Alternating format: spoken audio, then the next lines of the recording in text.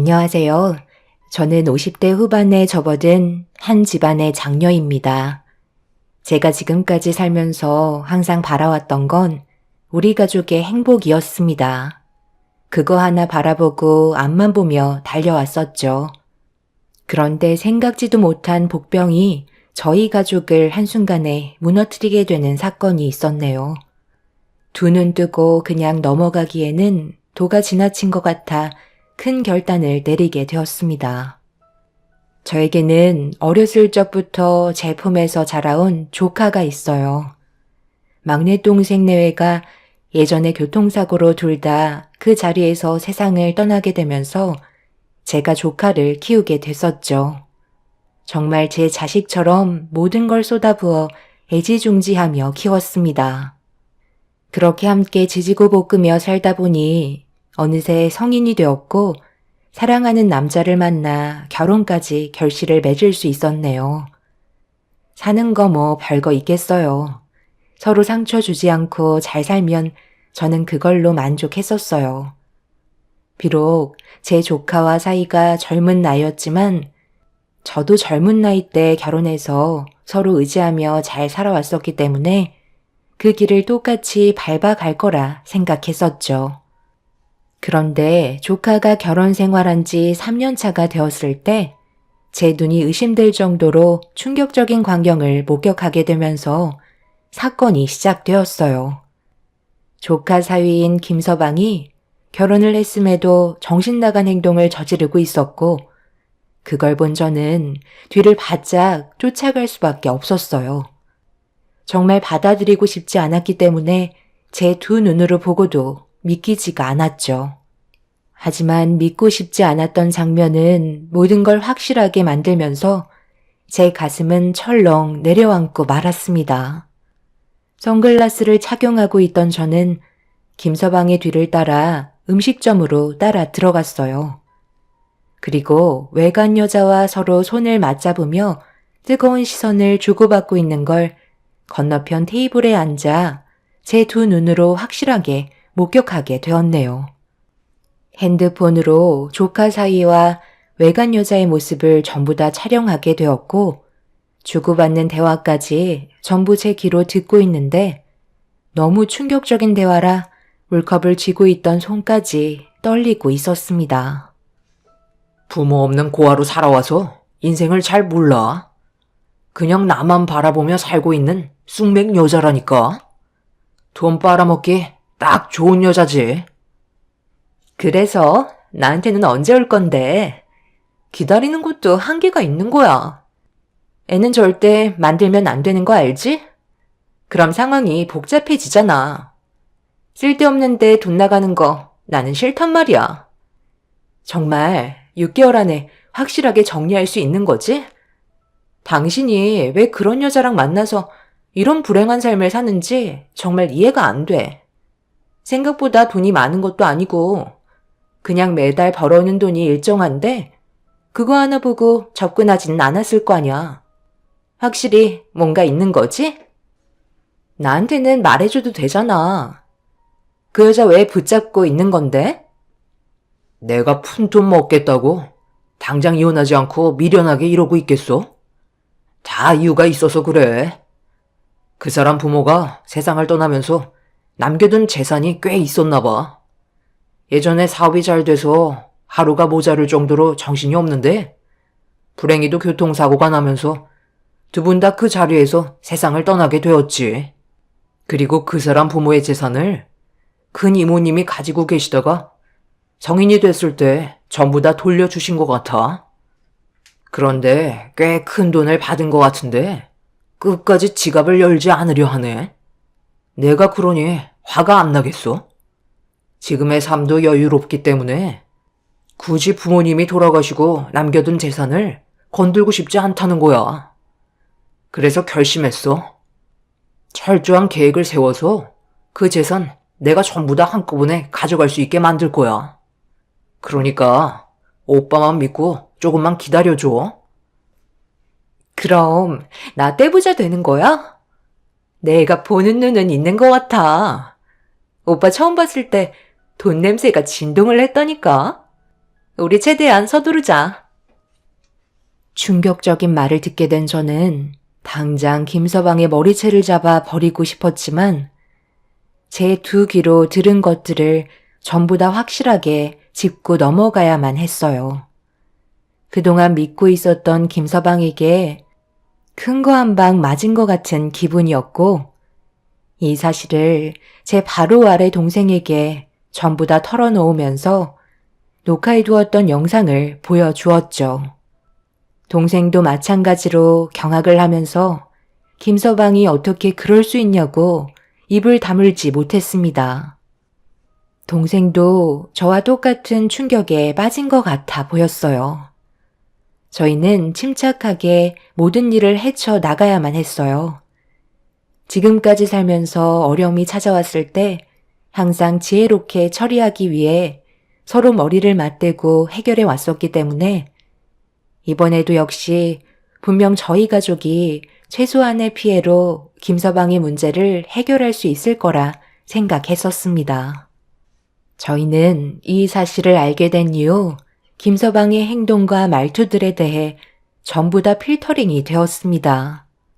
이 사실을 알기 전에는 항상 좋은 모습만 보였었는데 바람 피우고 있던 모습을 확인하게 된 이후부터는 모든 것들이 전부 다 가식투성이로 보이게 되었죠. 매번 이렇게 신경 써주지 않으셔도 되는데 정말 감사합니다. 항상 민영이 잘 챙겨주도록 노력할게요. 이모, 오늘 무슨 날이야? 그동안 받아봤던 상차림은 아무것도 아니었잖아. 큰이모 요리 실력 좋은 거 알고 있었지만 오늘은 다른 때와 다르게 분위기도 많이 달라 보이는데? 무슨 일들 있었어요? 앞으로 이 사람과 더 잘 사는 모습 보여줘야 되겠는걸? 그래, 앞으로 둘이 더 잘 살라고 이모들이 오늘 특별하게 신경 쓴 거야. 요즘 이모들이 많이 바빠서 제대로 신경 써주지 못했었잖아. 그래도 민영이 너 결혼하기 전에는 이모들 옆에 있었으니까 걱정이 없었는데 지금은 살림 차려서 따로 살아서 그런지 시간도 잘 안 맞고 여러 가지로 상황들이 많이 바뀌어서 그런지 그간 너한테 소홀했던 것 같아. 이모들이 신경 좀 써봤으니까 많이 먹으렴. 김서방, 음식은 입맛에 맞고 내 막내 동생이었던 민영이 엄마 역할을 김서방이 대신 해줘서 우리가 얼마나 든든한지 몰라. 항상 고맙게 생각하고 있으니 조금 신경 못 써준 거에 대해 너무 서운하게 생각하지 말고 민영이 좀 잘 챙겨주게. 내가 이렇게 부탁할게. 부모 없이 자라와서 그동안 얼마나 외롭고 힘들었겠어. 이제서야 의지할 사람을 찾게 되었는데 무너지는 모습 나는 보고 싶지 않거든. 그래서 좀 더 신경 써달라고 이렇게 신경 좀 써본 거니? 우리 마음 받아주겠나? 당연하죠. 제가 그래서 민영이 옆자리를 지금 이렇게 지키고 있잖아요. 제가 민영이를 얼마나 많이 사랑하고 있는데요. 제 모든 걸 걸어서라도 민영이 옆에 있을 테니 마음 편히 생각해 주셨으면 좋겠어요. 너무 불안해 하셔서 솔직히 제가 부담스러웠던 건 사실이에요. 저도 집안의 가장이 된 사람인데 아직까지 저를 믿지 못하시는 것 같아 항상 서운했었거든요. 사위를 위해서가 아닌 제 조카를 위해서 저는 동생과 함께 그날 처음으로 상당히 많은 음식들을 한 상 차려줬었어요. 조카의 눈에서 조만간 눈물이 쏟아져 내릴 걸 생각하니 제 마음이 찢어질 정도로 아파졌습니다. 이중적인 얼굴로 제 조카를 지켜주겠다고 입에 침도 바르지 않고 뱉어대는 거짓말을 하고 있는 김서방의 모습은 너무 역겨웠고 속에서 천불이 날 정도로 분노가 끓어오르고 있었네요. 동생도 그런 김서방의 모습에 손을 부들부들 떨었지만 저희는 때를 기다렸어요.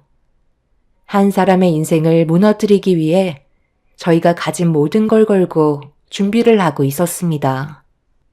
이 사실을 전혀 모르고 있던 김서방은 입이 찢어질 정도로 차려진 밥상이 기분이 좋은 듯 웃고 있었네요. 동생은 정신없이 입에 음식을 넣고 있는 김서방의 모습을 더 이상 볼 수가 없었는지 몸을 돌려 급하게 방으로 들어갔어요. 조카는 이런 사실을 전혀 모르고 있어서 그런지 김서방이 자기 남편이라고 숟가락 위에 갖가지 반찬들을 올려주면서 행복하게 웃는 모습을 눈앞에서 보여주고 있었습니다. 그렇게 저희는 모든 걸 숨긴 채 평소처럼 행동하려고 최대한 노력하면서 김서방과 조카를 대해 주었죠. 그렇게 한참 동안 저희 집에서 시간을 보낸 조카와 김서방이 집으로 돌아간 뒤에 동생은 현관문 앞에 주저앉아 오열을 하고 말았습니다. 어떤 마음인지 저도 너무 잘 알고 있었기 때문에 동생을 부축해 침대에 눕혀 주었어요. 언니, 나 아까 얼마나 힘들었는지 알아? 우리가 만든 음식이 그놈 입에 들어가는데 식탁에 올려져 있던 음식을 전부 다 그놈 면상에 던져버리고 싶었다고. 우리 민영이 어떡해? 아무것도 모르고 있는데 조만간 받게 될 상처에 내 마음이 찢어질 것만 같다고. 절대 용서하지 않을 거야. 내 모든 걸 쏟아내서라도 그놈이 가지고 있는 모든 걸 벗겨내 버릴 거야.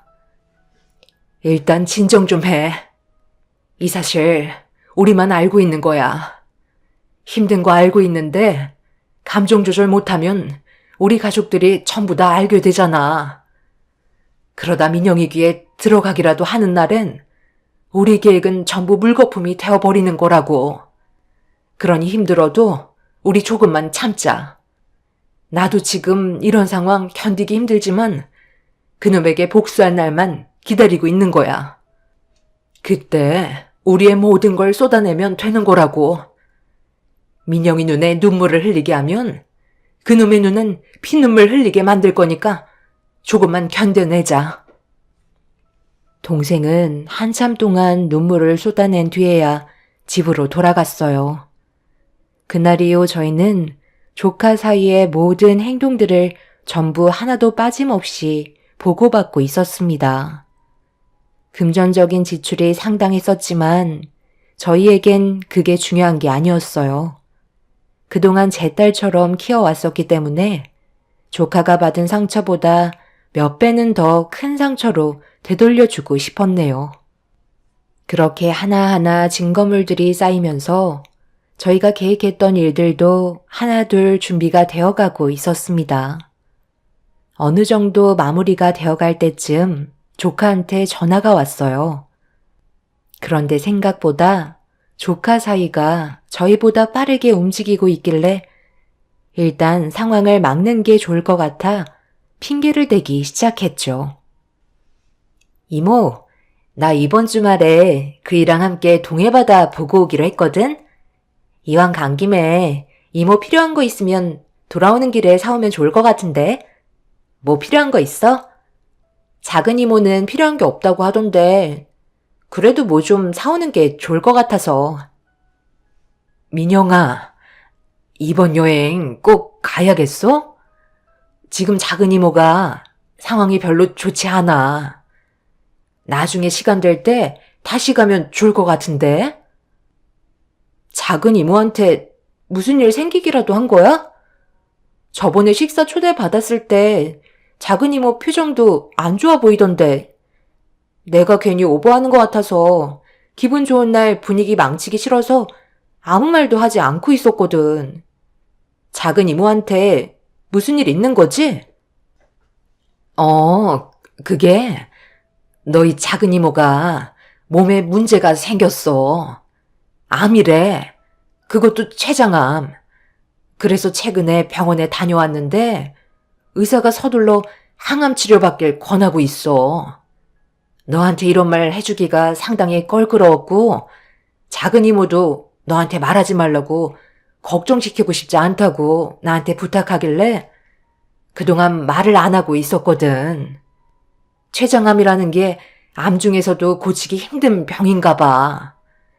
그래서 거의 가망이 없는 것 같더라고. 병원에 입원을 하지 않겠다고 고집을 부리길래 그것 때문에 지금 분위기가 좋지 않아. 지금 이런 상황을 너한테는 비밀로 하라고 작은 이모가 부탁했지만 입원하지 않겠다는데 어쩌겠어.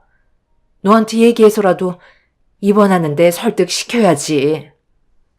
그러니 이번에 여행 가는 건 일단 미루는 게 좋을 것 같아. 여행은 언제든지 또 갈 수 있는 거잖아. 조카는 준비되지 않는 말들을 듣게 되면서 엄청난 충격을 받았는지 더 이상 말을 이어가지 못했었어요.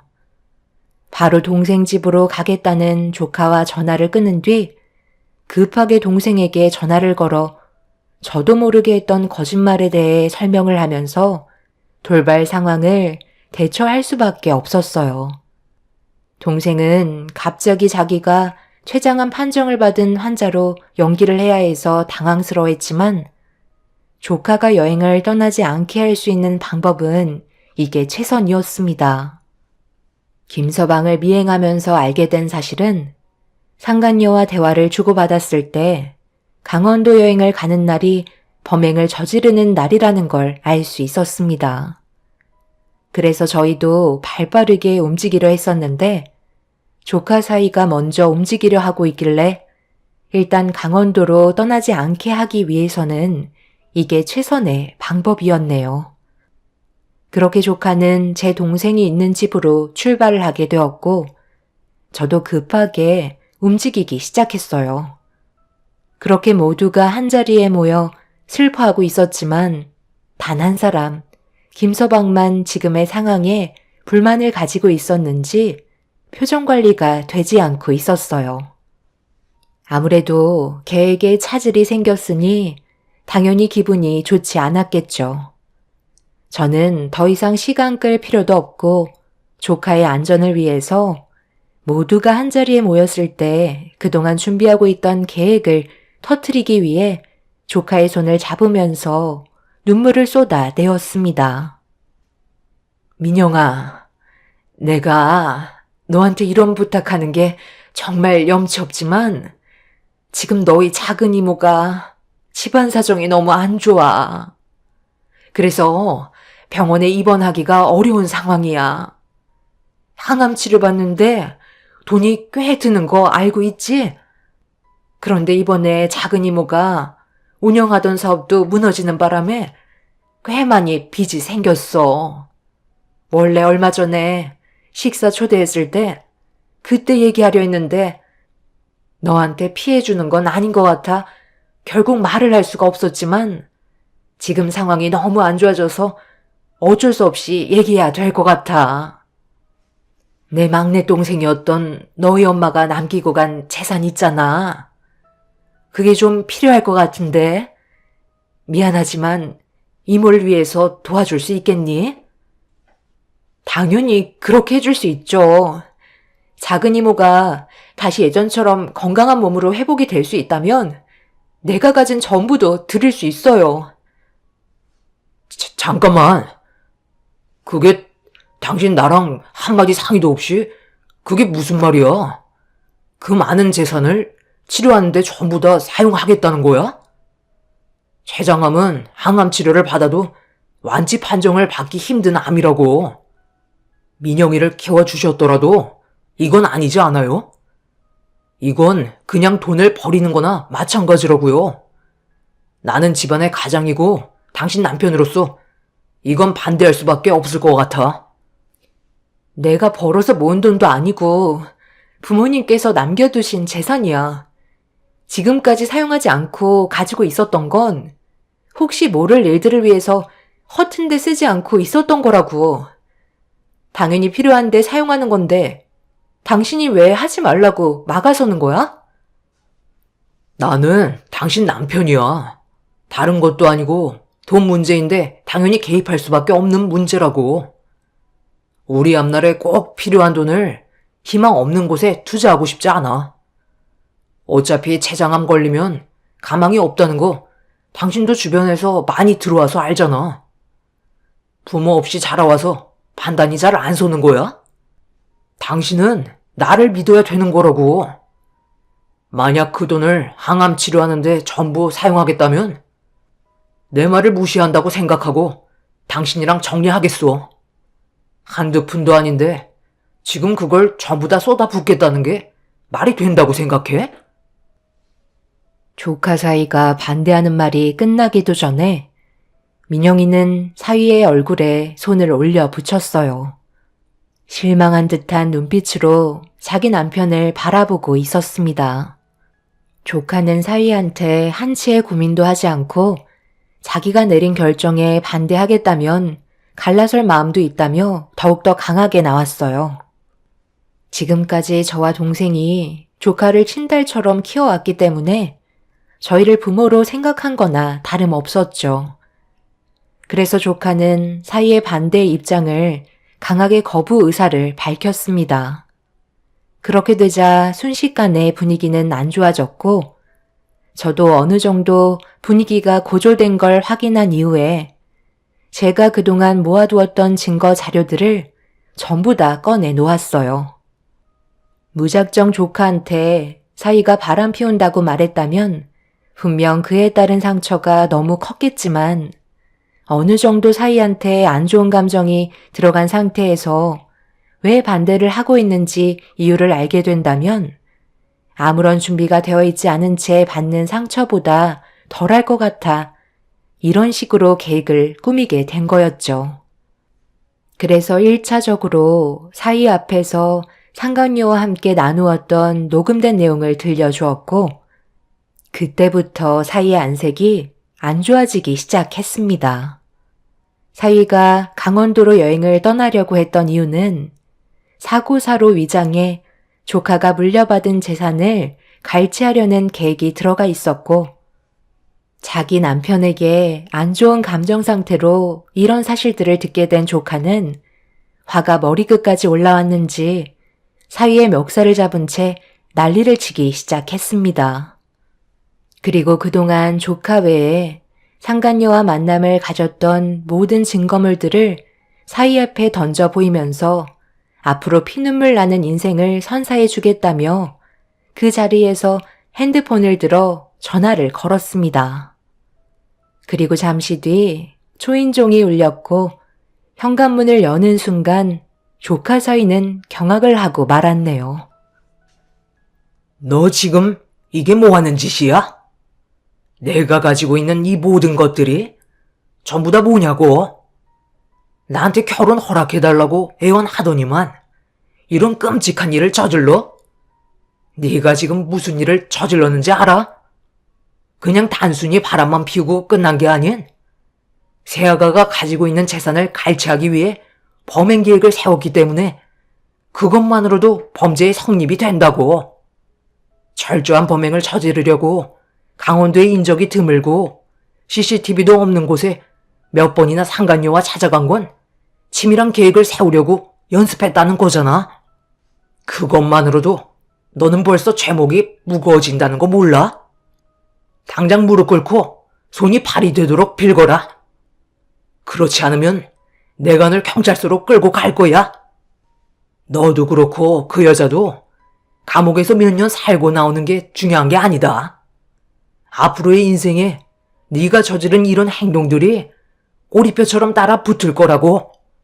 그리고 나 또한 너를 오늘 이 시간부터 내 자식으로 생각하지 않으마. 아빠, 지금 그게 무슨 말씀이세요?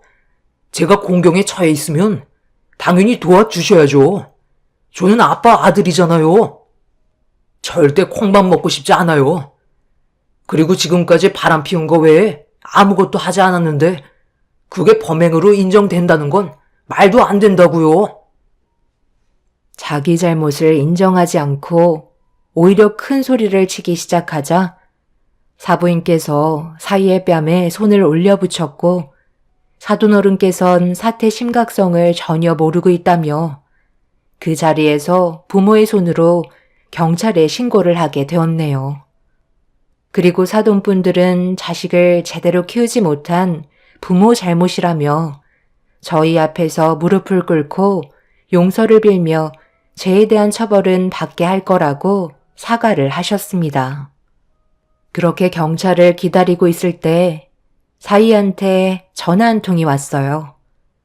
전화를 받지 않으려 했지만 계속해서 울리는 전화에 어쩔 수 없이 전화 통화를 하게 된 순간 사위는 얼굴빛이 하얗게 질려버렸고 그 자리에서 털썩 주저앉고 말았습니다.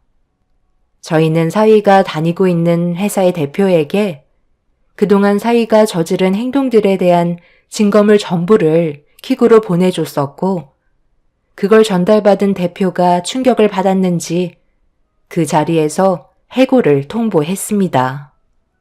사위는 한순간의 잘못된 판단으로 모든 걸 잃게 되는 순간이었어요. 그리고 뒤이어 경찰들이 찾아왔고 사위는 경찰서에서 조사를 받게 되었죠. 하지만 이런 안 좋은 상황에서도 사위는 자신의 잘못을 결코 인정하지 않았어요. 법적으로 불리하게 작용한다고 했는데도 눈 하나 깜빡하지 않았습니다. 아빠가 도와주실 거잖아요. 그렇다고 피를 나눈 자식을 정말 버리실 작정이에요? 결혼을 하고 살다가도 다른 여자한테 눈길을 돌릴 수 있는 게 남자 아닌가요? 그런데 민영이가 가지고 있는 재산이 너무 쉽게 들어올 수 있는 상황이라 그냥 지나칠 수 없어서 계획 좀 한 거 가지고 제가 왜 처벌을 받아야 하는 건데요? 범행이 저질러진 것도 아니잖아요. 그래서 지금 잘했다는 거야? 자네는 벌써 내 조카를 2번이나 죽인 거나 다름없다고. 바람 피운 것도 모자라서 내 조카가 가지고 있는 재산까지 탐하려 들어? 네가 그러고도 사람이니? 인생이 네가 생각하고 있는 것처럼 쉬운 게 아니라는 걸 이번 일을 통해서 뼈저리게 느꼈으면 좋겠다. 우리는 절대 합의하지 않을 거고 법적인 처벌 그대로 갈 거니까 감옥에 들어가서 피눈물 좀 흘려봐. 네가 밖으로 나온다고 해서 정상적인 생활 가능할 것 같아? 네가 어디를 가던 내가 꼭 찾아내서 사회에 발도 들이지 못하게 만들 거야. 세상은 돈으로 뭐든지 할 수 있거든. 인생을 포기할 때까지 너를 괴롭힐 거니까 웬만하면 감옥에서 안 나오는 게 좋을 거다. 2번 다시 내 조카 앞에 나타나지 말고 세상 밖으로 나오지 마라. 내 눈에 띄는 순간 넌 끝이야. 저희는 최대한 많은 처벌을 주기 위해 대형 로펌에 의뢰를 하게 되었고 사위의 재질은 상당히 무겁게 처벌을 받을 수 있었습니다. 범행을 계획한 것도 범죄인데 그에 따른 증거물들과 치밀하게 준비하려고 몇 번이나 같은 곳을 찾아가서 연습을 했다는 건 명백한 계획적인 범행으로 최대 22년까지 적용이 되지만 사위는 3년의 징역을 선고받게 되었고 항상 사위와 동행을 했던 상간녀는 범죄 수행에 필수 불가결한 역할을 담당하면서 기능적 행위 지배를 했다고 보기 때문에 2년의 징역을 선고받게 되었네요.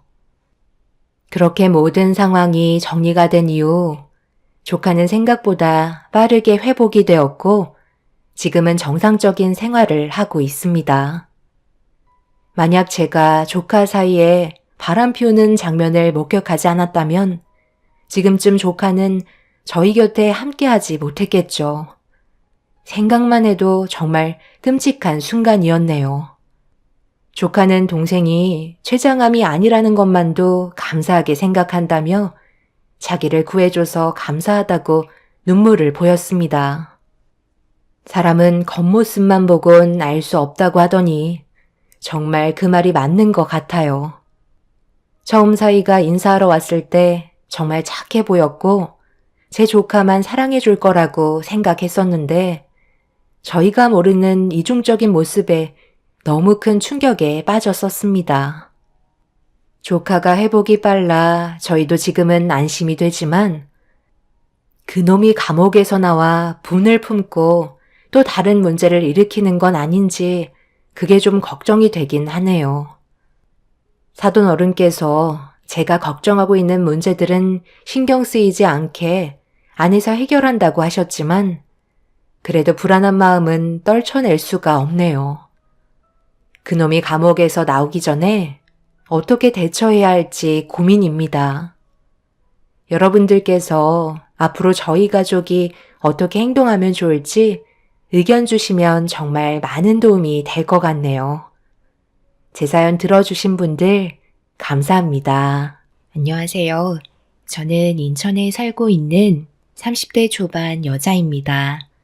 결혼한 지 얼마 되지 않아 충격적인 일을 겪게 되었는데요. 불과 몇 달 전까지만 해도 엄마가 즐겨 들으시던 사연 방송에 도움을 받아보고자 이렇게 글을 쓰게 되었습니다. 결혼하기 전부터 시어머니가 어느 정도 성격이 강하신 분이시라는 건 알고 있었는데 이게 문제가 될 거라곤 전혀 상상조차 하지 못했었어요. 결혼 이후 엄마의 건강 상태가 더욱더 많이 안 좋아지셔서 제가 거의 옆에 붙어 있는 시간이 많았어요. 남편도 엄마에게 주어진 시간이 많지 않다는 걸 알고 있었기 때문에 퇴근하면 병원으로 곧장 달려와 줬었죠. 그런데 이런 상황을 시모는 마음에 들어하지 않았어요. 결혼하고 나서 거의 매일 병원에만 붙어 있으니 그 모습이 꼴보기가 싫으셨는지 어느 날 시모가 집으로 저를 부르셨고 어쩔 수 없이 남편과 함께 시댁을 찾아가야만 했습니다. 시모는 화가 많이 나셨는지 현관문을 열고 들어가자마자 저에게 삿대질을 하시면서 며느리 역할을 제대로 하지 않아 마음에 들지 않는다고 병원에 가는 횟수를 줄이라고 집안이 떠나갈 정도로 목소리를 높이셨습니다. 시모의 말에 너무 어이가 없어서 그 말을 따를 수 없다고 했어요. 그래서 지금 내 말을 따르지 않겠다는 거니? 사부인이 아무리 병원에서 암투병하고 계시다곤 하지만 그래도 그렇지. 하루도 빠짐없이 매일 병원에서 시간을 보내는 게 말이 된다고 생각하니? 너는 내가 눈에 안 보이는 거야? 내 아들은 너랑 결혼하고 나서 뭔 죄니? 매일 우울해야 되고 제대로 된 생활이 안 되는데 꼭 이런 식으로 행동해야 되겠어? 내 성격 대충 알고 있으면서 꼭 이런 식으로 나와야 되겠니? 일주일에 2번만 병원에 가도록 해라. 어차피 갈 사람은 가게 되어 있다. 어머님, 말이 너무 심하신 것 같아요. 입장을 바꿔서 생각해 보세요. 어머님이 암투병 하시면서 시간이 얼마 남지 않으셨는데 제가 이 사람한테 일주일에 2번만 어머님 뵈러 가라고 하면 안 서운하시겠어요? 병원에서 정해준 시간이 6개월이긴 하지만 상태가 더욱더 악화가 되면 6개월보다 더 짧아질 수도 있다고 하셨어요. 그럼 제가 저희 엄마와 함께 할 수 있는 시간이 이제는 정말 얼마 남지 않았다는 건데 그 시간 동안 최대한 많은 대화를 나누고 옆에 있어주고 싶은 제 마음이 문제가 된다는 거예요? 아무리 생각해봐도 어머님이 얘기하신 일주일에 2번만 병원에 가라는 조건은 들어드릴 수 없을 것 같아요. 내가 지금 좋게 얘기하고 있는 거 안 보이니? 참는 만큼 너도 한 발 물러날 줄도 알아야지. 어디서 고개 치켜 세우고 말대꾸야? 엄마, 그만 좀 하세요. 이 사람이 하는 말 틀린 거 하나 없는데 꼭 그렇게 상처를 줘야만 되겠어요? 1년도 안 남은 시간이 지나면 앞으로 평생 장모님 얼굴 뵐 수 없을 텐데 지금의 시간이 얼마나 소중하겠어요. 여기서 이러고 있는 것도 아깝다고요. 엄마가 몸이 안 좋으셔서 누워 계시면 그런 말이 나올 수 있을 것 같아요? 제가 조금만 얼굴 안 비춰도 서운해 하실걸요? 남은 시간 동안 후회하지 않게 최대한 옆에 있어주라고 제가 얘기했어요. 그게 당연한 거고요. 더 할 말 없으시면 저희 그만 가볼게요. 시간 지나면 엄마가 이렇게까지 얘기하지 않으셔도 저희가 알아서 잘 챙겨 드릴 테니 너무 서운해하지 마세요. 곧 있으면 세상 떠나실 장모님과 비교하시는 건 너무 억지스럽지 않나요? 나중에 다시 연락드릴게요. 남편도 시모의 말에 어이가 없었는지 더 이상 대화하고 싶지 않다며 자리에서 일어났어요. 저희가 그렇다고 시모에게 못한 것도 아니고 틈나는 대로 최대한 챙겨드리려고 정말 많이 노력하고 있었는데 시모는 저와 남편이 병원에 입원해 계신 엄마한테 좀 더 집중이 되어 있다고 그 모습을 마음에 들어하지 않으셨죠. 어떻게 환자랑 비교를 하시는지 이해할 수가 없었어요. 시모는 건강하시지만 엄마는 저와 함께 할 수 있는 시간이 몇 달밖에 안 남았는데 그걸 이해해주지 못하셔서 제가 오히려 시모에게 더 서운했던 것 같아요. 그래도 제 옆을 지켜준 남편이 있어서 참고 넘어갔었어요. 오히려 남편이 대신 사과할 정도로 시모의 행동은 이해할 수가 없었네요. 그렇게 매일 엄마 옆에서 시간을 보내며 시모가 서운해 하실까봐 최대한 비위를 맞춰드리며 체력적으로 힘든 날들을 보내고 있었습니다. 매일같이 엄마의 몸이 좋아질 수 있을 거라는 희망을 버리지 않았는데 의사는 저에게 절망을 안겨주고 말았습니다. 더 이상 병원에서 치료를 받는 게 의미가 없다면서 주변 정리를 할 수 있는 시간을 주길 원하셨어요. 그 말을 듣는 순간 가슴이 철렁 내려앉아 버렸고 병실에 들어가 엄마 얼굴을 보게 되면 쉬지 않고 눈물을 쏟아내게 될까봐 화장실에서 한참 동안 오열을 하고 말았습니다. 엄마 앞에서 눈물을 쏟아내고 싶지 않아 눈물 나오지 않을 때까지 쉬지 않고 울고 말았네요. 그렇게 꽤 오랜 시간 동안 화장실에 있다가 병실에 들어가 엄마에게 의사가 했던 말을 전달해 주었고 엄마는 생각보다 덤덤한 얼굴로 서둘러 집에 가서 쉬고 싶다며 소지품을 정리하셨습니다.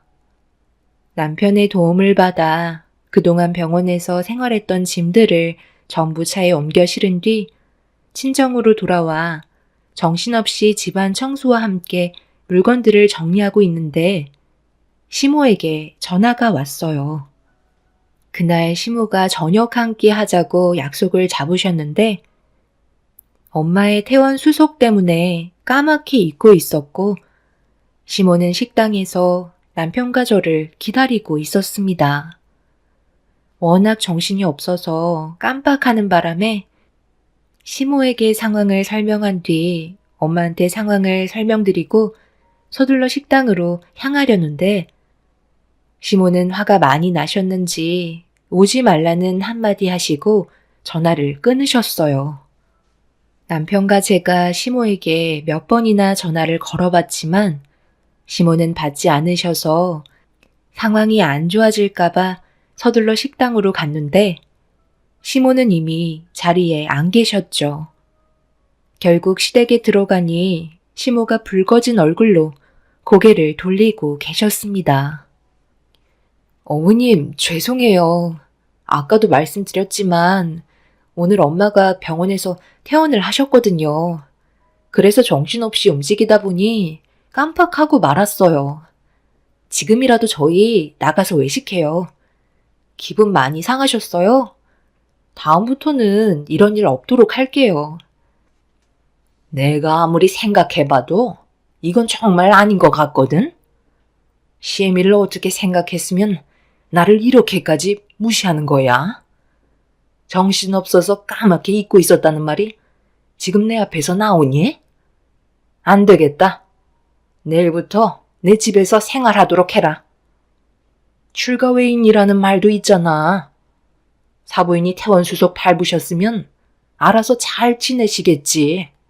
얼마 남지 않은 시간 푹 쉬다 가시라고 해라. 앞으로 친정에 발길도 들이지 마라. 너 표정이 왜 그러니? 내 말을 지금 무시하겠다는 거야? 분명 나는 얘기했다. 앞으로 내 집에서 생활하고 친정에는 발도 들이지 말거라. 지금 당장 머리채 잡고 싶은 거 꼭 참고 있는 거야. 엄마, 지금 뭐 하자는 거예요? 그게 말이 된다고 생각해요? 장모님이 왜 퇴원수속을 밟았는데요? 더 이상 항암 치료 받아봤자 의미가 없다고 그래서 집에서 쉬는 게 좋을 것 같다고 퇴원하신 거예요. 다른 때보다 지금부터가 장모님은 이 사람 손이 절실히 필요한 상태라고요. 제발 억제 좀 그만 부리세요. 보통 다른 사람들은 이런 상황들을 충분히 이해해 주시는데 엄마는 왜 이렇게 꽉 막히셨는지 모르겠네요. 이러다 저희가 엄마 얼굴 안 보겠다고 하면 기분 좋으세요? 저희 먼저 일어나 볼게요. 어차피 떠날 사람인데 아직까지 살 날 많은 나한테 뭐라고 하는 게 맞는 거니? 내가 오죽하면 이렇게까지 나오겠어? 함께 모여서 뭘 해도 너희들은 항상 사부인 생각밖에 안 하잖아. 나는 아주 찬밥 신세고. 아들, 네가 제일 나쁜 놈이야. 너희 아빠가 예전에 사고로 세상을 떠나고 나 혼자 외롭게 살아온 거 뻔히 알면서 이런 식으로 행동해? 내가 널 어떻게 키웠는데? 시모와 좋게 해결하려고 했지만 애초부터 저희 엄마를 마음에 들어하지 않았던 시모가 화를 내자 더 이상 참기 힘들었는지 결국 남편의 목소리가 높아지고 말았습니다. 그렇게 되니 시모는 저를 향한 분노가 머리끝까지 올라왔는지 막 나가기로 결정하신 듯 갑자기 어디론가 가시려고 짐을 챙기기 시작하셨어요. 예상하지 못한 돌발 행동은 시모가 친정집에 찾아가 엄마와 대화를 좀 해봐야겠다며 더 큰 일을 저지르려 하길래 남편이 막아서며 화를 냈지만 시모는 더 이상 아무 말도 들으려 하지 않았습니다. 결국 끝까지 말렸지만 시모는 저희 엄마의 얼굴을 보고 말았네요. 침대에서 힘겹게 일어나신 엄마는 최대한 밝은 얼굴로 시모를 맞아 주셨어요. 그렇게 모두가 한자리에 모이게 된 상태에서 심각한 대화가 시작되고 말았습니다. 사돈, 제가 여기까지 직접 찾아와야 되겠어요? 몸이 아무리 안 좋다고 해도 그렇지. 이건 아니지 않나요? 언제까지 배려를 해드려야 되는 건데요.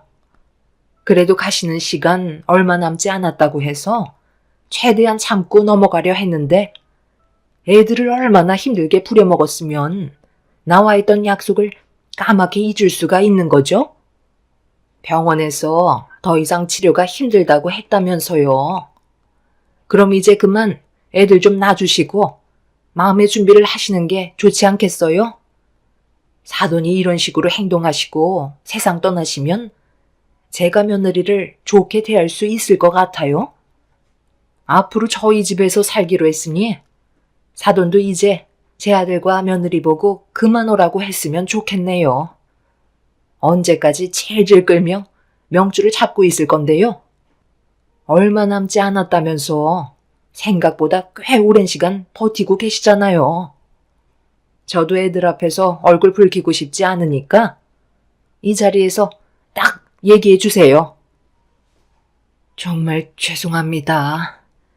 제가 몸이 성치 않아서 저 때문에 가정의 불화를 만들었네요. 제 딸이 많이 부족하지만 그래도 잘 좀 부탁드리겠습니다. 윤지 아빠가 곁을 일찍 떠나는 바람에 그동안 정말 외롭게 자라왔었어요. 그래서 더욱더 그런 것 같네요. 그렇게 따지면 저도 종국이 아빠가 일찍 떠나서 빈자리까지 채워주느라 얼마나 힘들게 살아왔었는데요. 그리고 그만큼 저도 제 아들한테 의지했던 부분들이 많은데 사돈 건강이 안 좋다는 말에 저에 대한 관심은 조금도 주지 않고 전부 다 사돈을 향해 쏟고 있으니 제가 속이 안 터지겠어요? 이렇게 살라고 그동안 힘들게 키운 것도 아닌데 언제 떠날지 모를 사돈 수발 들면서 곁에 머물러 있는 건 엄마인 제가 더는 두 눈 뜨고 볼 수 없을 것 같네요. 제가 이런 말 해서 기분 좋진 않겠지만 저도 사돈 때문에 마음의 상처 정말 많이 받았었어요. 여기까지만 하는 걸로 합시다. 앞으로 며느리는 저희 집에서 생활하는 걸로 할게요. 아들과 단둘이 살다가 빈 공간이 생기니 제 마음이 너무 공허하네요. 제 말 무슨 뜻인지 아시겠죠? 엄마 정말 이렇게까지 하셔야겠어요? 왜 끝을 안 좋게 만드시는 건데요? 그동안 살면서 오늘이 엄마한테 제일 큰 실망을 했어요. 남편은 생각 없이 막말을 뱉어대는 시모에게 실망을 많이 했는지 감정 조절을 하지 못하고 자리를 박차고 일어나 시모에게 화를 내고 말았습니다. 엄마도 상처를 많이 받으셨는지 고개만 떨군 채 힘겹게 버티고 계셨어요. 남편은 저희 엄마를 부축해드리면서 더 이상 시모의 말을 들을 필요도 없다며 침대에 눕혀 드렸습니다. 급격하게 스트레스를 받으셨는지 고통스러워 하시길래 서둘러 약을 드린 뒤 방문을 닫은 다음 이성을 잃어버린 저는 시모에게 당장 나가라고 소리를 질렀습니다. 남편은 시모를 일으켜 세운 뒤 강제로 밖으로 내쫓았어요. 집 밖에서도 저와 엄마한테 한참 동안 막말을 퍼부으신 뒤 집으로 돌아가셨고 겨우 상황을 정리할 수 있었죠. 시모가 다녀간 그날 이후 엄마의 건강 상태는 급격하게 안 좋아지셨고 결국 제 옆에서 오랜 시간 함께하지 못한 채 세상을 떠나시고 마셨습니다. 엄마의 마지막 순간을 보면서 그동안 못해드렸던 생각만 떠올라 하염없이 눈물을 흘리며 과거에 엄마한테 상처 줬던 행동들이 저를 너무 괴롭게 만들었어요. 옆에 있었을 때는 몰랐는데 제 곁을 떠나게 되시니 좋은 기억보다 제가 엄마한테 못난 행동만 보였던 모습만 떠올랐습니다. 엄마와 함께 할 수 있는 주어진 시간은 정해져 있었던 거였는데 왜 옆에 있었을 때는 알지 못했을까요? 100번, 1000번 후회하고 다시 돌아와 달라고 외쳐 불렀지만 엄마는 더 이상 저를 안아주지 않으셨네요.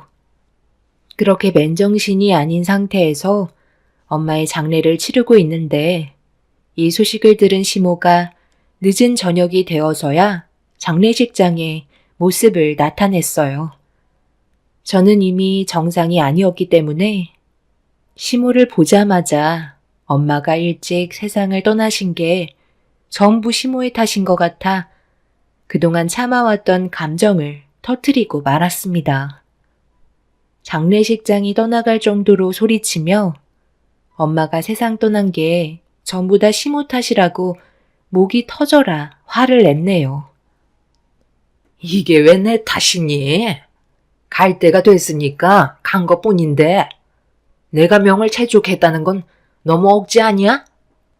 어차피 병원에서도 더 이상 손을 쓰지 못해서 퇴원시킨 걸 왜 나한테 탓을 돌리고 그래? 내 잘못 조금도 없으니 장례식장에서 그만 소리치거라. 참으시는 거 조금도 참지 그러셨어요. 저희 엄마한테 시간이 많지 않다는 거 모르시는 것도 아니시면서 꼭 그렇게까지 하셨어야 됐어요?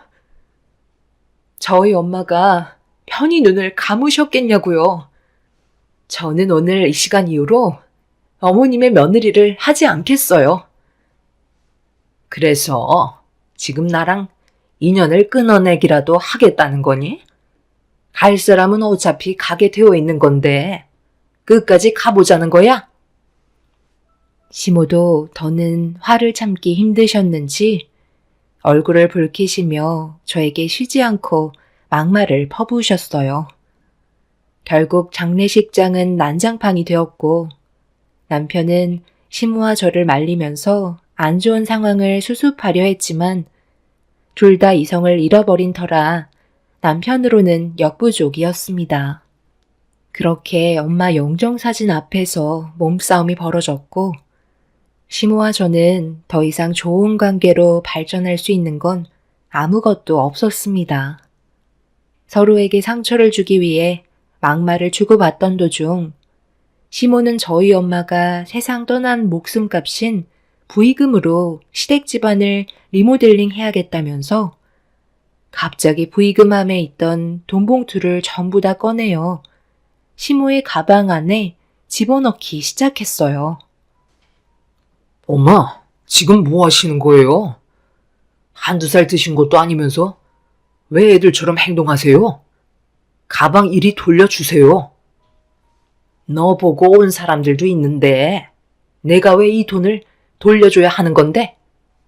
우리 집 하도 오래돼서 언제 한번 리모델링 하려 했었는데 이번 기회에 이 돈으로 싹 다 고쳐야 되겠다. 시애미가 부의금 알아서 쓰겠다는데 지금 나한테 대들려는 거니? 그럼 지금 어머니 모습이 정상적인 사람이 보이는 행동이라고 생각하세요? 마지막으로 기회를 드릴 테니 그만하시고 내려놓으세요. 그리고 조용히 돌아가시면 더 이상 아무 일도 만들지 않을게요. 하지만 더 나가신다면 저도 이제는 참지 못할 것 같아요.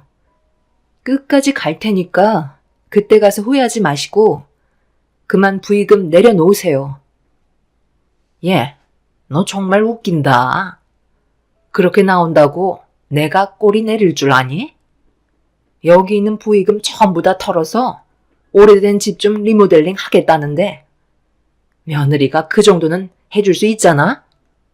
어차피 너희 사부인 목숨값인데 좋은 데 쓰는 게 좋지 않겠어? 이렇게까진 안 하려 했는데 어머님은 끝까지 저를 실망시키시네요.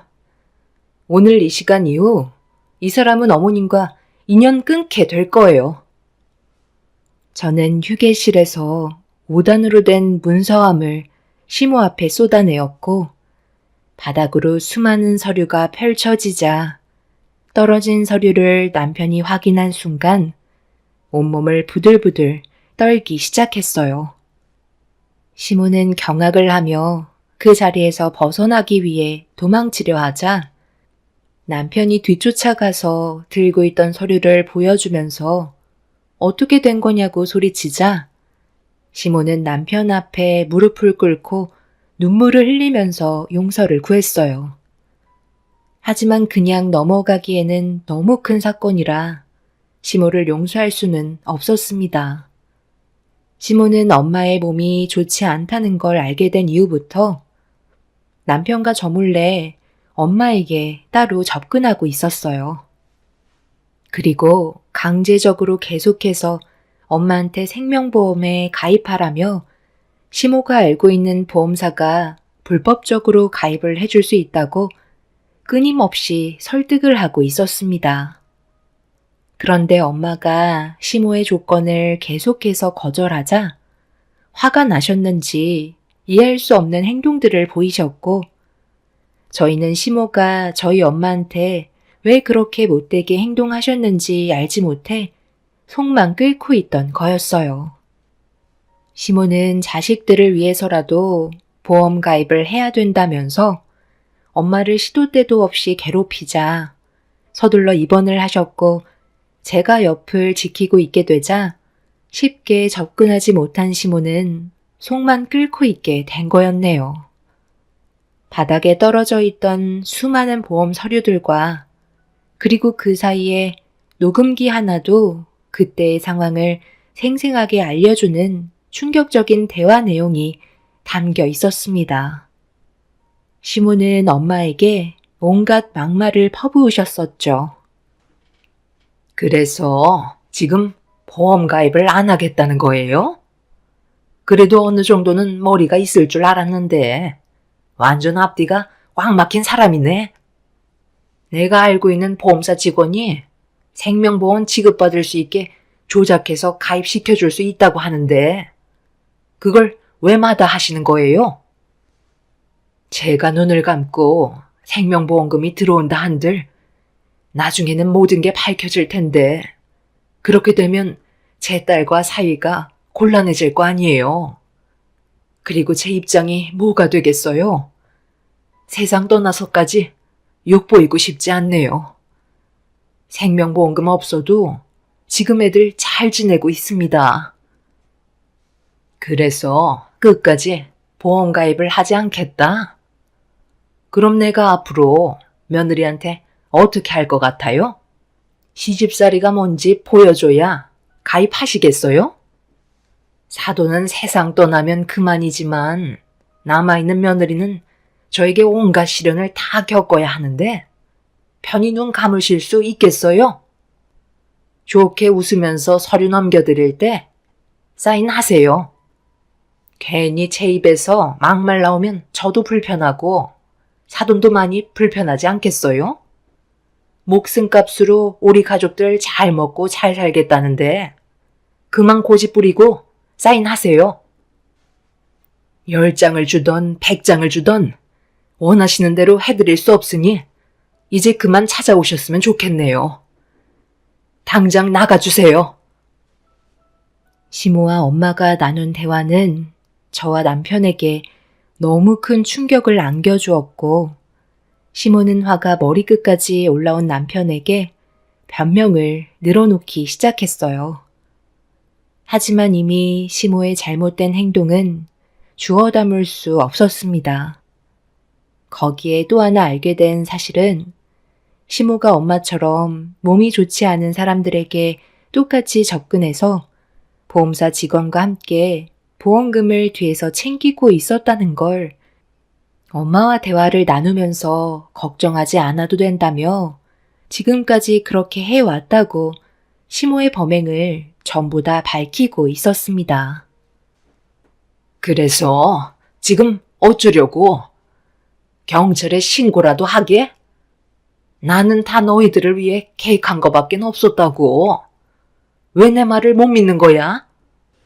내가 이렇게까지 용서를 구한 건 앞으로 잘 살아보자는 의미에서 그런 거지.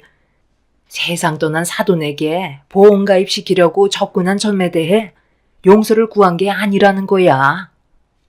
살짝만 조작하면 꽤 큰 돈이 들어오는데 그걸 마다할 이유가 없잖아.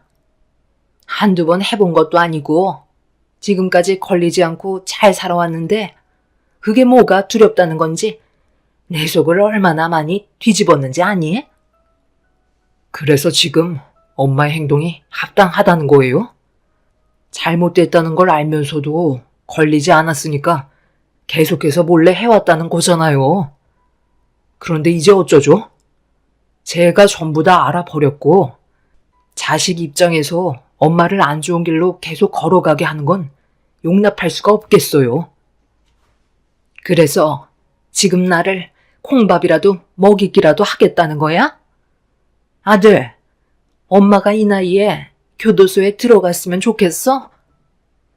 잘못을 하셨으면 당연히 그에 따른 처벌을 받으셔야죠. 어머님이 하신 행동들이 잘 된 건 아니잖아요? 지금 경찰 불렀으니 잠시 뒤 도착할 거예요. 어머님은 저희 엄마가 최대한 빨리 세상 떠나길 바라고 계셨었나 봐요. 정말 사람의 사악함은 끝도 없는 것 같아요. 저도 어머님이 처벌 받으실 때까지 멈추지 않을 거니까 끝까지 한번 해보자고요. 절대 용서하지 않겠어요. 시모는 무엇을 잘못했는지 전혀 인지하지 못하고 계셨어요. 결국 경찰들이 장례식장에 나타나게 되면서 상황은 종료가 되었습니다. 현재 시모는 범행을 저지른 사람과 함께 법적인 처벌을 받기 위해 구치소에서 대기하고 있는 중이지만 시모는 저와 남편에게 잘못된 부분에 대해 진심으로 용서를 구하지 않고 계세요. 남편은 차라리 잘 됐다면서 두 번 다시 얼굴 보고 싶지도 않고 시모가 세상을 떠나도 장례식장에 나타나지 않을 거라며 인연을 끊겠다고 확실하게 마음을 먹은 것 같습니다. 사람이 이렇게까지 악할 거라곤 상상조차 하지 못했는데 눈앞에 현실로 펼쳐지니 너무 큰 충격을 받았죠. 엄마가 시모 때문에 그동안 얼마나 마음고생이 심하셨으면 마지막 가시는 길에 녹음 기록과 증거 서류들을 남기고 가셨을지 생각하면 최대한 무거운 처벌을 받았으면 좋겠어요. 앞으로 남편과 함께 살아가는 동안 시모가 법적인 처벌을 받고 다시 사회로 복귀한다 해도 절대 얼굴 뵐 일은 없을 것 같네요. 평생 혼자 사시다 보면 언젠가 뼈저리게 느끼게 되는 일이 분명 찾아오겠죠. 앞으로 평생 땅을 치며 살아가셨으면 좋겠어요. 제 사연을 들어주신 여러분들, 오늘 하루 힘내시고 언제나 좋은 일들만 가득하시길 바랍니다. 감사합니다. 안녕하세요. 저는 하나뿐인 아들을 위해 쉬지 않고 달려온 50대 후반의 여자입니다. 최근에 병원을 다녀오게 되었는데요. 이유는 시부의 연세가 많으시다 보니 건강의 악화는 자연스럽게 뒤따라오게 되었습니다. 저희 가족과 함께 할 수 있는 시간이 얼마 남지 않았다는 게 마음이 아프고 힘들어 하시는 시부의 모습을 보면 많은 생각을 가지게 됩니다. 지금까지 정말 치열하게 살아오신 분이셨고 호랑이 같은 성격을 가지셨던 시부가 기력이 약해지셔서 한마디 말조차 하기 힘드실 정도로 괴로워하시니 안타깝기만 하네요. 언제나 저희 옆에 계실 줄 알았는데 시간은 매정하게도 시부를 붙잡아주지 않았습니다. 시부가 세상을 떠나면 앞으로 또 다른 전개가 펼쳐지겠지만 곧 세상을 떠나시게 될 시부의 희생이 헛되지 않게 최선을 다해 살아가려 합니다. 제가 여기에 사연을 신청하게 된 건 그동안 남편이 저희 가족에게 어떻게 했는지 여러분들께 고발하고 싶어 글을 쓰게 되었어요. 제가 처음 이 사실을 알게 된 건 고등학생이었던 아들이 어느 날 울면서 집에 들어왔어요. 아직 학교에 있어야 할 시간이라 저도 당황스러워서 무슨 일이 있었냐고 물어보는 순간 남편에게 전화를 걸었고 그때부터 사건이 시작되었죠. 남편은 아무렇지도 않은 듯 저에게 아들을 중퇴시켰다고 충격적인 말을 건넸어요. 지금 뭐 하는 짓이야? 학교 잘 다니고 있는 애를 갑자기 중퇴시키면 어쩌자는 건데? 나와 한마디 상의도 없었잖아. 그걸 왜 내가 당신과 상의를 해야 되는 건데? 내 아들 내가 알아서 하겠다는데 무슨 문제라도 있어? 다 생각이 있어서 결정한 거니까 더 이상 아무 말도 하지 마. 저놈은 머리가 너무 좋아서 그게 문제야. 나중에는 나를 잡아먹을 정도로 올라올 놈이라니까. 초장부터 싹을 잘라놔야지. 안 그럼 내가 잡아먹히겠어. 이번에도 전교 1등 했다던데. 머리 좀 커졌다고 벌써부터 애비한테 대들어야 되겠어? 제가 뭔데 우리 회사들을 이어가겠다는 말이 나와? 나는 그럴 생각 전혀 없고 그놈이 앞으로도 잘 되는 꼴은 못 보니까 중퇴시킨 거 취소하지 마. 만약 당신도 내 결정을 거절한다면 그땐 집에서 내쫓길 줄 알아. 알겠어? 저놈은 막노동이나 하면서 살라 그래. 내가 봤을 때 그게 딱이야. 그리고 오늘 집에 안 들어가니까 그런 줄 알아. 언제부터인가 남편의 행동에 이상함을 느꼈지만 크게 문제 삼지 않았었어요. 워낙 기복이 심한 사람이라 시간이 지나면 알아서 해결할 거라 생각했었어요. 걱정돼서 물어보기라도 하면 신경 쓸 거 없다며 화부터 내는 성격이라 그냥 지켜만 보고 있었습니다. 그런데 남편의 갑작스러운 돌발 행동은 너무 당황스러웠고 울고 있는 아들을 보면서 어떻게 해야 할지 몰라 머릿속이 하얗게 변하고 말았습니다. 그 사이 학교 담임 선생님한테 전화가 와서 받아보니 남편이 교장을 만나 바로 중퇴 처리를 해서 충격을 받은 제 아들을 걱정하고 있었습니다. 학교에서도 많이 놀란 듯 보였어요. 전교 1등 하던 제 아들이 갑자기 중퇴를 하게 되는 돌발 상황이 생겼으니 당황스럽긴 마찬가지였겠죠. 일단 중퇴 처리를 취소하는 게 좋을 것 같아 담임에게 취소 처리해달라고 얘기했는데 이 문제가 남편과 교장과의 단둘이 진행된 사항이라 담임이 관여할 수 있는 문제 아니라며 직접 학교로 찾아와 교장과 상담을 하는 게 좋을 것 같다고 방법을 알려주었죠. 그래서 학교로 찾아가 교장을 만나려 했지만 남편은 여러 가지 상황들이 발생될까봐 교장에게 조치를 취해 놓은 상태라 제가 할 수 있는 건 아무것도 없었습니다. 교장은 저를 전혀 만나주려 하지 않고 있었어요. 결국 아무것도 해결되지 않은 채 집으로 돌아왔는데 아들 방이 조용하길래 조심스럽게 문을 열어보니 이런 안 좋은 상황 속에서도 제가 해결해 줄 거라고 믿고 있었는지 공부에 집중을 하고 있었네요. 상황이 더 악화되기 전에 서둘러 해결하는 게 좋을 것 같아 일단 시어머니께 전화를 걸었고 남편이 한 돌발 행동에 대해서 침착하게 대화로 풀어나갔습니다. 그런데 묵묵히 듣고 계셨던 시모가 한마디를 하셨는데 이해할 수 없는 말들을 늘어놓기 시작하셨어요. 제 입장에서는 많이 당황스러웠고 할 말을 잃게 되었죠. 그래서 나보고 어떻게 해달라는 건데? 내가 무슨 힘이 있겠어? 지금까지 살면서 아들의 결정에 대해 토단 적 한 번도 없었는데 괜히 나섰다가 나까지 피해오면 네가 책임질 거니? 내 아들이 아무 생각 없이 그런 행동을 저질렀겠어? 그래서 안 도와주시겠다는 건가요? 하나뿐인 어머님 손자가 지금 그이 때문에 중퇴를 당했다고요. 이게 얼마나 심각한 문제인지 모르셔서 그런 무책임한 말씀을 아무렇지도 않게 꺼내시는 건가요? 제발 그 사람 설득 좀 시켜주세요.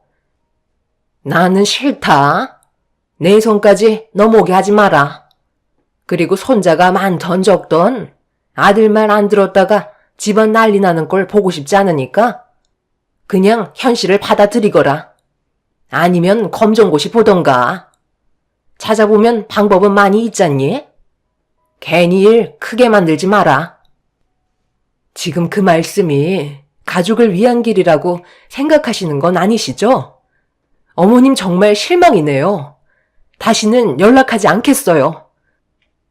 그러든지 말든지 너 알아서 해라. 나는 뭐 네가 며느리로서 마음에 들어서 여태까지 끼고 살았는 줄 아니? 시모는 제 부탁을 들어주려 하지 않으셨어요. 남편의 성격이 워낙 욱하는 성질이 있어서 혹시라도 시모가 도와주셨다가 남편이 분노를 하면 아무도 말릴 수가 없다는 걸 원치 않으셨는지 아예 귀를 닫으셨습니다. 거기에다가 저를 며느리로서 마음에 들어하지 않았기 때문에 제 부탁을 들어주려 하지 않으셨어요. 결국 이런 상황이 오게 되니 제가 할 수 있는 건 아무것도 없는 것 같아 답답한 마음에 눈물을 쏟아내고 있는데 전화 한 통이 울렸고 번호를 확인해 보니 시부가 해외 일정을 마치고 한국으로 복귀를 하셨어요. 가족 아무도 전화를 받지 않아서 걱정되는 마음에 저한테 전화를 하신 거였죠. 몇 년간 해외로 이주한 회사를 안정권으로 만들기 위해서 한동안 시부의 얼굴을 뵌 적이 없었습니다. 시부의 목소리를 듣자마자 좀 전에 있었던 서러웠던 상황들이 북받쳐 올라왔는지 오열을 하게 되었고 시부는 전화를 하시자마자 많이 당황스러웠는지 제가 왜 눈물을 쏟아내고 있는지에 대해 설명을 듣길 원하고 계셨습니다. 그래서 하나하나 천천히 설명해 나가자 묵묵히 듣고 계셨던 시부는 화가 많이 나셨는지 저보고 시댁으로 서둘러 와주길 바라셨어요. 저는 시부의 말대로 아들과 함께 시댁을 찾았어요. 그렇게 현관문 앞에 다가가 초인종을 누르려는데 시부의 언성 높은 목소리가 현관문 밖에까지 전부 생생하게 전달되고 있었습니다. 시모는 저에게 했던 행동들에 대해 어쩔 수 없는 선택이었다고 용서를 구하고 계셨어요. 하지만 시부는 어른으로서 아랫사람에게 본이 되지 못하는 행동을 한 부분에 대해 용서하지 않으셨죠. 그렇다고 며느리가 전화해서 문제를 해결해달라고 부탁한 걸 거절해? 혼자서 감당하기 힘들 것 같으면 나한테 전화 한 통이라도 할 수 있었던 거 아니야? 내가 분명 얘기했지만 며느리가 오면 보자마자 당신 잘못부터 인정해. 만약 내가 시키는 대로 하지 않는다면 당신도 이 집에서 당장 쫓겨날 줄 알아? 여태까지 손가락 하나 까딱하지 않게 풍족할 정도로 살게 해줬는데 이 정도도 혼자 해결하지 못해서 며느리의 눈에 눈물을 흘리게 만들어? 당신은 내 인생에 조금도 도움이 안 돼. 시부는 화가 머리끝까지 올라오신 것 같아 보였어요. 해외로 떠나시기 전 제 아들한테도 정말 잘 대해주셨었는데 몇 년간 해외로 가신 이후 시댁 식구들의 행동은 저에게 조금도 행복감을 주지 않았고 전혀 다른 모습을 보여주었습니다. 시부모님께서 얼굴을 더 붉히시기 전에 서둘러 초인종을 누르는 순간 엘리베이터에서 남편이 모습을 드러내었고 제가 현관문 앞에 서 있는 모습을 본 남편은 안 좋은 분위기로 저를 노려보고 있었습니다. 그렇게 남편은 저를 밀치고 현관문을 활짝 열더니 아무렇지도 않은 듯 집으로 들어가길래 저와 아들도 그 뒤를 따랐습니다. 시부모님은 붉어진 얼굴로 저희 부부를 바라보았고 시부는 이미 화가 머리끝까지 올라오신 상태셨기 때문에 남편의 얼굴을 보자마자 삿대질을 하면서 언성을 높이셨어요. 그리고 제 아들이 남편으로 인해 중퇴를 당해야만 했던 상황을 다시 바로잡길 원하셨죠. 너 지금 학교 잘 다니고 있는 선민이한테 무슨 짓을 저지른 거야? 지금 한창 학업에 열중해야 될 나이라 뒤에서 많은 것들을 도와줘도 모자랄 판에 지금 너는 선민이를 학교에서 중퇴하게 만들어? 그것도 본인 의지와 전혀 상관없었는데 강제로 그렇게 한 이유가 뭐야? 며느리한테 들어보니까 말도 안 되는 이유를 늘어놓고 있었더니만 네가 뭔데 회사를 이어가네 마네 하면서 내 손자한테 상처를 주는 건데 뭔가 단단히 착각하고 있는 것 같은데 네가 이런 일을 저지르고도 회사에 온전히 몸 담그고 생활할 수 있을 것 같아? 고작 내 아들이라는 이유 하나로 낙하산 탔으면 남들 입에 오르내리지 않게 잘 처신을 해야 되는 건데 네가 직접 집안 망신을 다 시키면 되겠어? 마지막으로 좋게 얘기할 때 제자리로 돌려놓거라. 그렇게 하지 않으면 그땐 말 안 해도 잘 알지? 10원 하나 물려줄 마음 없으니 생각 잘해야 될 거다. 너 말고도 회사 운영해줄 사람 회사에 넘쳐난다. 내 손자의 눈물을 보이게 만든 건 아무리 내 아들이라 할지라도 용서는 절대 없으니 2번 다시 이런 일이 반복된다면 그땐 나와 인연 끊겠다는 걸로 받아들이도록 하마. 내 말 무슨 뜻인지 알아먹었지? 아버지가 지금 해외에서 장시간 계시다가 갑자기 국내로 넘어오셔서 어떤 상황인지 파악을 못 하시는 것 같은데요. 저는 저놈이 나를 받고 내 머리 위를 군림하려는 모습을 절대 용납할 수 없어서 애초부터 싹을 잘라내려는 게 그게 뭐 잘못됐나요?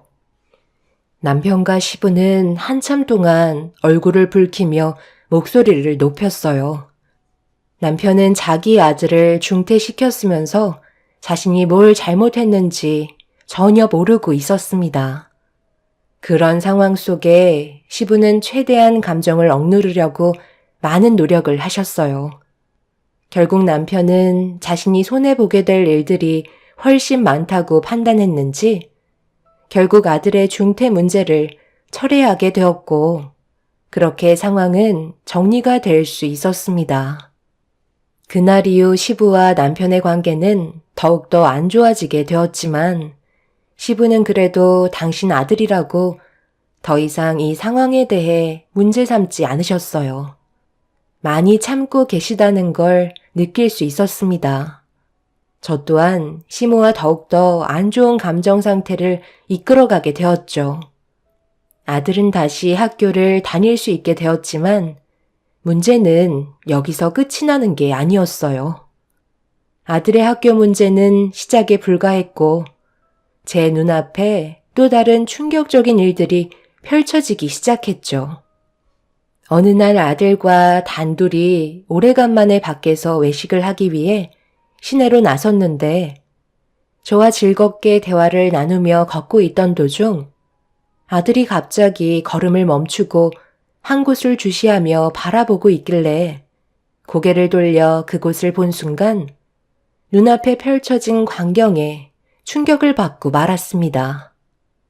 남편의 얼굴은 행복이 가득해 보였고 양쪽 손에는 아들과 비슷해 보이는 여자애들이 손을 잡고 아빠라는 말을 조금 더 어색함 없이 뱉어대고 있었습니다. 눈앞에 펼쳐진 충격적인 모습에 그 뒤를 급하게 따라가게 되었고 남편은 어느 한 식당으로 들어가 어떤 여자와 애들과 함께 즐거운 식사를 하기 위해 자리에 앉았네요. 그걸 본 아들은 무턱대고 남편에게 달려가 소리치며 난리를 치고 말았습니다. 아들과 제가 갑자기 나타날 거라곤 전혀 상상하지 못했는지 많이 당황스러워하는 눈빛으로 자리에서 일어나 처음 본 애들과 어떤 저와 나이대가 비슷한 여자가 혹시라도 문제가 생길까봐 자기 뒤로 보내는 모습을 보게 되었죠. 저보다 그 사람들을 지키겠다는 남편의 행동이 저를 더 비참하게 만들고 있었습니다. 지금 이게 뭐 하는 짓이야? 좀 전에 당신 손을 잡고 가던 저 애들이 아빠라고 그러던데? 그게 무슨 말이냐고? 두 귀로 들었으면서 무슨 말이 듣고 싶은 건데? 당신이 들은 그대로야. 내가 애들 아빠고 이 사람은 내 마누라다. 당신 지금 나 몰래 뒤에서 두 집 살림하고 있었던 거니? 그래서 우리한테 그렇게 소홀했던 거였어? 어떻게 이런 식으로 사람을 뒤통수 칠 수 있는 거야? 내가 지금 두 눈으로 본 이 상황을 그냥 넘어갈 거라 생각하는 건 아니지? 저 여자애들 선민이랑 나이대도 비슷해 보이는데 그동안 나 몰래 이런 생활하니까 기분 좋았니? 저 여자애들이 온갖 애교 부리면서 아빠라고 하니 무뚝뚝한 내 아들이 꼴보기 싫었겠지. 당신은 정말 까도 사람 놀래키는 재주 하나는 타고난 것 같다. 지금 내가 두 눈으로 본 이 상황은 절대 그냥 넘어가지 않을 거야. 그리고 너희들 모두 눈에서 피눈물 흘릴 날이 분명 찾아올 거다. 무슨 말을 그리 무섭게 하는 거야? 우리 딸들이 지금 당신 때문에 떨고 있잖아.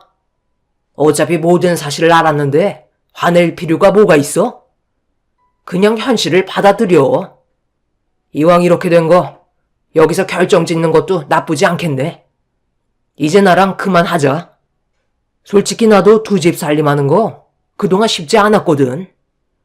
우리 딸들한테 떳떳하지도 않아서 내 마음이 얼마나 안 좋았는데. 돈 걱정은 하지 마. 원하는 만큼 줄 테니까. 그런데 이혼을 하지 않겠다고 한다면 앞으로 모든 지원을 전부 다 막아버리고 내쫓아 버릴 거니까 그런 비참한 모습 당신 아들한테 보여주고 싶지 않으면 그냥 쥐어주는 돈 가지고 돌아가는 게 좋을 거야. 그렇게 해요. 그동안 많이 해 드셨잖아요. 이제 저희도 좀 떳떳하게 지내고 싶다고요. 솔직히 두 사람 사이도 안 좋으면서 뭐하러 질질 끌고 가며 살아요?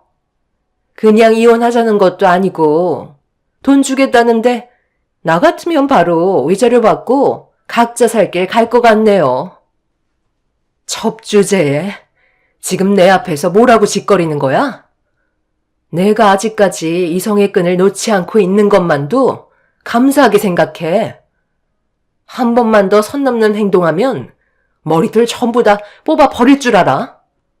이 문제는 당신이랑 단둘이 해결할 문제는 아닌 것 같다. 조금 있다가 시부모님 댁으로 당장 튀어와. 원하는 대로 가겠다면 제대로 된 절차를 밟아야 하지 않겠어? 한번 갈 때까지 가보자고. 아들은 눈앞에 펼쳐진 광경을 믿고 싶지 않았는지 상당히 괴로워하고 있었어요. 오래 있어봤자 아들의 정신건강에 문제가 생길 것 같아 그 자리에서 급하게 빠져나왔습니다. 그리고 저는 시댁으로 걸음을 옮겼고 시부모님께서는 연락도 없이 찾아온 저와 아들이 괴로워하는 표정을 보이자 많이 당황하신 듯 급하게 집으로 들여보내줬네요. 시부모님께서는 무슨 일이 있었냐고 물어보셨고 한참의 고민 끝에 결국 좀 전에 두 눈으로 목격한 일들에 대해 전부 다 털어놓고 말았습니다. 그 말을 듣고 계셨던 시부모님께서 입을 다물지 못하셨고 시모는 시부의 표정을 살피며 걱정을 하고 있었습니다. 시부는 가정에 충실한 분이셨기 때문에 절대 상상조차 할 수 없는 일들을 남편이 저질러 버려서 많이 놀라셨고 분노하고 계신 모습을 볼 수 있었죠. 누가 봐도 정상적이지 않은 남편의 행동은 절대 용서받지 못할 너무 큰 죄였습니다. 지금까지 가정을 위해 희생한 저에게 엄청난 배신을 안겨준 남편이 무너지는 걸 보고 싶었어요. 그런데 시부가 자리에서 일어나시더니 괴로워하며 한숨을 쉬고 있는 제 아들을 따로 데리고 방으로 들어가셨어요. 너는 생각이 있는 거니? 이런 심각한 일을 무턱대고 찾아와서는 일을 버려놓으면 어쩌자는 거야? 이 문제는 너희들이 알아서 해결하면 될 것을. 이제 어쩔 거야? 너는 뭘 원하길래 무작정 벌려만 놓는 거냐고.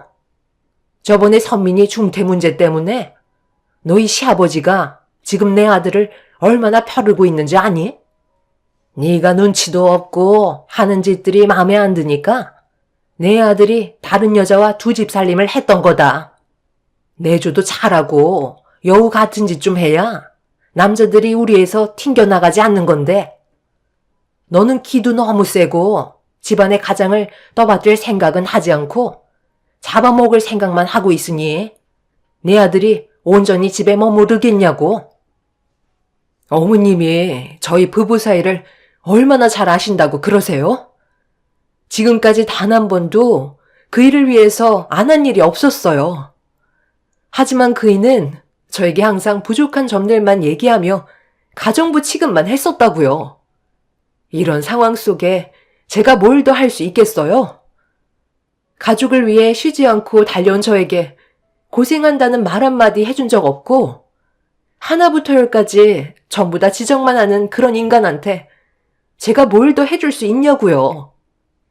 처음에는 저 좋다고 따라다니면서 죽는 신용까지 하던 그 사람이 지금은 제가 죽길 바라고 있겠죠. 그런데 저는 절대 그렇게 해줄 수 없어요. 제 두 눈으로 그이가 무너지는 걸 똑똑히 보고 눈 감을 거라고요. 얘가 지금 말하는 것 봐라. 너 아주 우리 집안을 말아먹을 작정이구나. 내가 이래서 너희 결혼 반대했던 거야. 이참에 잘 됐네. 새로운 며느리 받아들이고 너는 이제 우리 집에서 내쳐야 되겠다. 나는 내 아들 편이니 그런 줄 알거라. 그렇게 하시던지요. 어머님이 제 편이 되어줄 거라는 거 조금도 기대하지 않았어요. 누가 무너지는지 한번 보자고요. 시모는 제가 더욱더 강하게 나오자 많이 당황했는지 더 이상 말을 이어나가지 못하고 계셨어요. 지금의 상황에서 엎어치나 매치나 좋아질 거 하나 없기 때문에 저도 더 이상 시모에게 좋은 모습 보여드리려 애쓸 필요 없다 생각했네요. 그렇게 점점 안 좋은 분위기로 고조되고 있는데 시부가 방에서 제 아들과 함께 나왔는데 아들의 얼굴에 무언가 변화가 되어 있었습니다. 시부는 남편이 전화를 받지 않는 걸로 봐선 집에 들어올 것 같지 않다며 나중에 다시 대화를 하던지 남편이 시댁에 들어오면 그때 다시 연락 주겠다고 저희를 돌려보내셨어요. 저는 시부의 말을 순순히 따랐고 아들은 시부와 단둘이 대화를 주고받은 뒤 무언가 심적으로 변화가 있었는지 집에 들어가자마자 방으로 들어가 공부에 열중하고 있었습니다. 지금 상황에서 공부를 한다는 건 정말 쉽지 않은데 아들은 자기 아빠 때문에 인생을 망치고 싶지 않다고 판단을 내린 것 같아 보였어요. 그날 이후 남편은 집에 들어오지 않았어요. 그리고 우편으로 이혼 서류만 지속적으로 보내고 있었습니다. 전화를 해도 받지 않았고 이혼 의사가 있다면 그때 전화 통화가 가능하다면서 더 이상 저와 아들을 가족으로 생각하지 않고 있었죠. 시부는 무슨 생각을 하고 계신지 시간이 지나서도 남편에게 아무런 조치를 취하지 않고 계셨어요.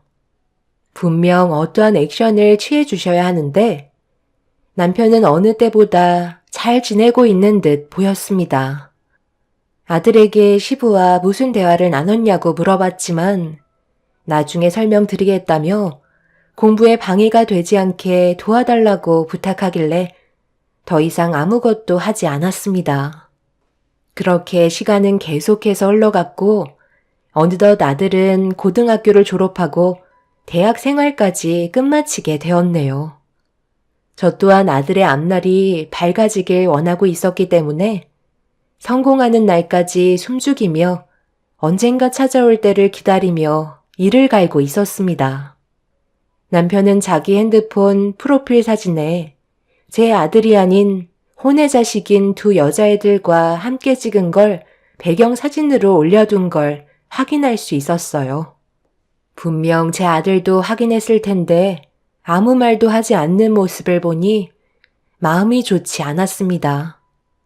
혼의 자식인 두 딸들에게는 석사 과정까지 밀어주면서 제 아들은 고등학교 때 중퇴시키려 했던 그때의 상황이 떠올라 아들 몰래 눈물을 훔칠 때가 한두 번이 아니었어요. 그렇게 때를 기다려오면서 이를 악물고 살아오다 보니 어느새 시모는 췌장암으로 건강이 안 좋아지시다가 결국 세상을 떠나셨고 장례식장에서 처음으로 남편을 만나게 되었죠. 하지만 저희는 서로 남남처럼 서로를 무시한 채 각자 할 일들을 하면서 시모의 장례를 끝마치게 되었습니다. 그런데 시부가 남편과 따로 무언가 알 수 없는 대화를 저 몰래 주고받고 있었고 남편이 돌아간 뒤 시부는 저에게 걸어와 다음날 아들과 함께 알려주신 주소로 와주길 바라셨습니다. 그렇게 다음날 아들과 함께 알려주신 주소로 도착한 곳은 어느 한 중개소였어요. 그런데 남편이 저희가 중개소에 올 거라고 생각하지 못했는지 당황스러워하는 표정으로 시부를 바라보고 있었습니다. 그리고 시부는 제 아들 보고 가까이 오라며 손짓을 하셨고 시부가 서류 하나를 건네주셨고 아들은 서류를 건네받아 가방 안에서 사각으로 된 직인으로 서류에 도장을 찍었네요. 아버지, 지금 이게 뭐 하시는 거죠? 저 서류를 왜 저놈한테 건네주는 거냐고요? 저번에 얘기하셨잖아요. 저 건물은 이제 제 소유가 된다면서요. 그런데 저와 한마디 상의도 없이 왜 제 아들에게 회사 건물을 넘겨주냐고요? 지금 아버지가 하신 행동이 무얼 뜻하는지 알고 행동하신 거죠? 회사 운영권을 지금 제 아들에게 넘겨준 거잖아요. 저한테 뭘 원하시는 건데요? 몰라서 물어? 선민이가 어렸을 적에는 힘이 없어서 아무것도 하지 못했지만 지금은 회사 대표로 너보다 더 큰 힘이 생겼다. 우리 회사 임원들 전부 두 집 살림하면서 가족을 버린 너보다 그동안 착실하게 자신의 길을 위해 앞만 달려온 내 손자가 대표 자리에 더욱더 적합하다고 모두가 비밀리에 추첨을 했고 만장일치의 결과를 얻게 됐다. 이제 선민이가 우리 회사 대표고 나는 앞으로 선민이가 잘 헤쳐나갈 수 있도록 앞길을 닦아줄 생각이다. 여기까지가 내가 세운 계획이다. 네가 두 집 살림 하다가 들키게 된 날 그때 선민이와 따로 대화한 게 뭐였는지 알아? 너에 대한 복수를 목표로 달려가라고 얘기했다. 사람이 목표를 달성하기 위해서 여러 가지 목적이 있어야 하는데 선민이한테는 너한테 복수를 하기 위한 준비를 하라고 했지. 그래서 우리 회사의 대표가 되기 위해 지금까지 내 옆에서 준비를 하고 있었고 많은 임원들의 동의를 얻을 수 있었다. 오늘 이 시간 이후로 너한테는 모든 걸 주지 않을 거고 내 손자가 대표가 되면서 구조 조정이 있을 거다. 당연히 너는 우리 회사에서 이제 그만 나가줘야만 될 것 같다. 하지만 되돌릴 수 있는 방법 하나는 있지. 너와 두 집 살림했던 그 가족들 전부를 지금 당장 이 자리로 불러서 무릎 꿇고 손이 발이 되도록 빌거라. 자신의 잘못을 진심으로 다 뉘우치고 가족을 위해 모든 걸 정리한 다음 다시 제자리로 돌아오겠다고 한다면 내가 다시 한번 생각해보마. 하지만 그렇게 하지 않는다면 너와 나의 관계는 오늘로써 끝이다.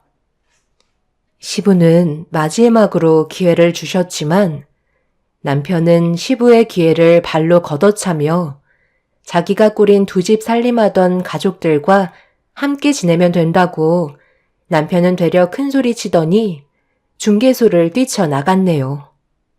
절대 자신의 잘못을 인정하지 않았고 결국 남편은 시부의 회사에서 퇴출이 되고 말았습니다. 그날 이후 저는 남편과 이혼을 하게 되었고 남편은 시부가 가진 재산과 권력보다 자신이 꾸린 또 다른 가족들의 품으로 돌아가게 되었죠. 모든 게 정리가 된 이후 아들은 어느새 대표의 자리에서 회사를 위해 열심히 살아가고 있었어요. 정말 다행인 건 시부가 저와 제 아들을 버리지 않았다는 게 너무 감사했었습니다. 하지만 세월이 흐른 만큼 시부의 건강에 문제가 생겼고 시간이 얼마 남지 않게 되었네요. 그런데 이 소식을 어떻게 듣게 된 건지 남편이 어느 날 병원으로 찾아왔어요. 허름한 옷차림에 거짓골을 하고 고개를 떨군 채 저를 찾아왔습니다. 떵떵거리며 모두와의 인연을 끊어버린 남편이 갑자기 찾아온 이유는 가진 거 하나 없이 빈털터리로 빚만 한가득 쌓여 돌아왔는데 알고 보니 대장암 투병 생활을 하고 있었더라고요. 그런데 더 이상 버티기가 힘들었는지 도움을 받으려고 온 거였고 두 집 살림하던 가족들에게 간이며 쓸개며 다 내어주더니 전부 다 남편을 버리고 해외로 떠나버렸다고 하네요. 자신의 잘못을 뉘우치겠다고 살려달라고 애원하고 있는 중입니다. 하지만 저는 더 이상 이 사람에게 미련을 두고 싶지 않아요. 오랜 시간이 지난 만큼 그 사람에 대한 조금의 감정도 남아있지 않은 상태이기 때문에 도와주고 싶지 않습니다. 아직까지 제 아들은 남편이 대장암으로 투병 생활하는 걸 알지 못하고 있어요. 분명 언젠간 알게 되겠지만 미리 알려봤자 좋을 거 하나 없을 것 같네요. 제가 전 남편의 대장암 치료를 도와주지 않는 게 잘못된 건가요? 완치되면 짐이 될 것 같고 또 다른 불행이 찾아올까봐 조금도 도와주고 싶지 않네요. 그렇게 하는 게 벌 받는 행동일까요? 여러분들의 의견을 듣고 싶네요. 끝까지 사람 힘들게 하는데 하루빨리 정리됐으면 하는 바람입니다. 제 사연 들어주신 분들, 오늘 하루도 힘내시길 바랍니다. 감사합니다.